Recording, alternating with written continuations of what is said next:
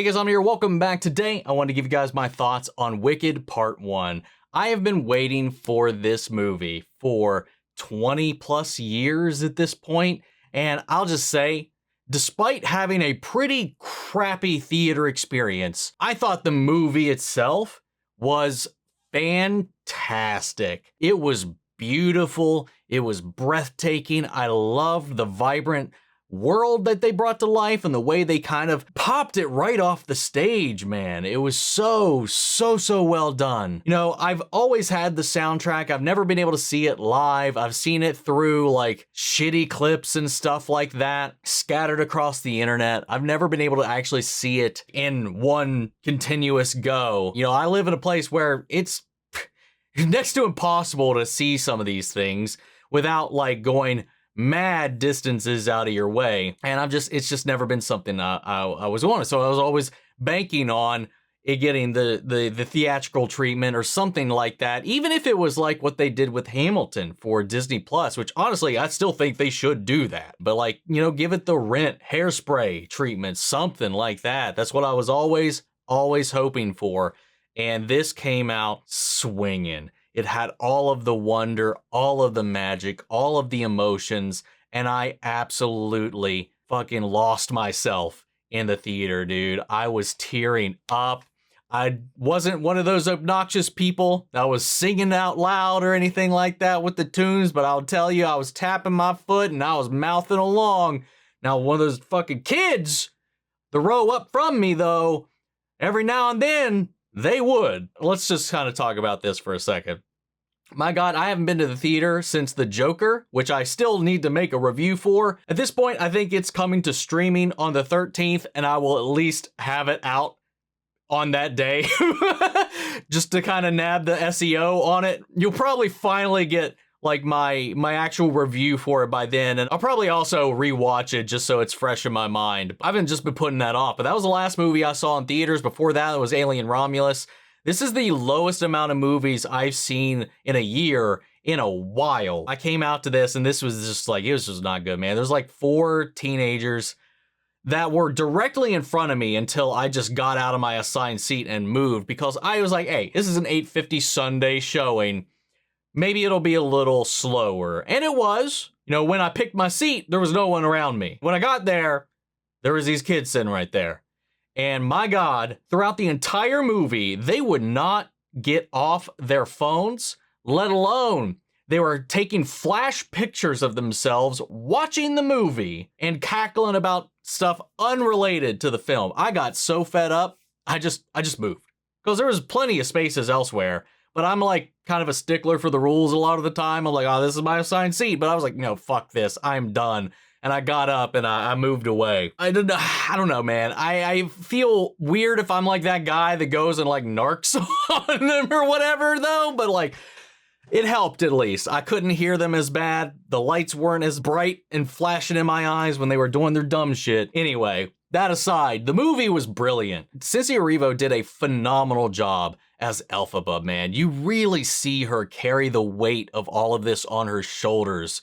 And just the way that the world looks at her and treats her, and just the formation of her journey towards becoming the Wicked Witch of the West. I've seen a lot of people kind of attribute this to, oh, they're putting out another one of these, the sympathetic villain movies or whatever, but this is like the first one, or one of. This is an adaptation of a 21-year-old musical that is the adaptation of a like 30-year-old book, which is an adaptation spin on a like almost 100-year-old movie that was based on a over 100-year-old book. It's whatever, man. Like, this is one of the first ones that did it. Now, the book itself, it is dark. I mean, it's a political satire, and so is the musical, although it doesn't really lean into a lot of that with the edge and fervor that the book does. It still has a lot of that in there. It's why I chose to wear this. Not only is it one of my few green items, but it is also propaganda. Ariana Grande as Galinda, phenomenal. Oh my God, she was great. She completely nailed her personality. And when things start to evolve between these two, the chemistry between them is really, really good. Or at least I felt like it was. I thought once the ball got rolling and the story started picking up and picking up and picking up, they were really like lightning. I was really like, how do you follow up Idina Menzel and Kristen Chenoweth? Like, but they fucking did it, man. They really, really nailed it. The sets were wickedly impressive and just so complex in the way they choreographed these dance numbers through these very elaborate and intricate moving sets was so wild. One of my favorite numbers, Dancing Through Life, they fucking delivered on that, especially with the production and the complexities of that song. Now, this is where the little stickler comes in, because I do have my attachment to the original tunes and all that. And I think I said something very similar in my review for the live action Little Mermaid, is like, I'm so accustomed to the songs being performed in the way they are in the original musical. I've listened to it so much that every time there was like a little change in tone, or they did a little flourish that was different, or they decided to kind of take it in a different way or deliver a section or lyric in a different way, every time I was like, ah!